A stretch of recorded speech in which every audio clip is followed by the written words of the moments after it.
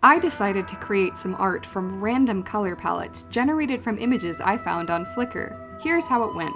I thought it would be more interesting to have specific colors in mind for each piece, so for this little cowbat, I sketched him with some beautiful desert reds, oranges, and yellows in mind. Though I do think he has the flexibility to look good in cooler blues and purples as well. I gave myself a bit of a challenge by illustrating a background, so hopefully I get enough variance in colors to make our subject pop. Now for the image.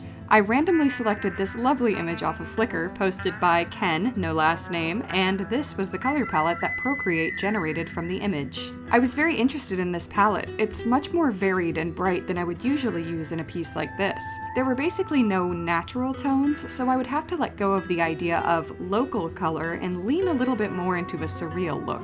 I knew that because the majority of my colors were reds and pinks, I would have to use those for the subject. Luckily, I had shades ranging from a nice bright pink to deep dark reds. This allowed me to give the cowbat some deep shading on his coat, and it pulled the tack away from the viewer's focus. The yellows were mostly used for the skull, though they did pop up in the sunset in the background. I also used some purple to shade the skull, which I think looked interesting due to them being complementary colors. The blue/teal color made for an excellent background because it strongly complemented the red of the bat. I also really like how this sunset turned out, and both the bat and the horse stand out really well from the sky. I finished it off with a pink rim light coming from that beautiful sunset behind him.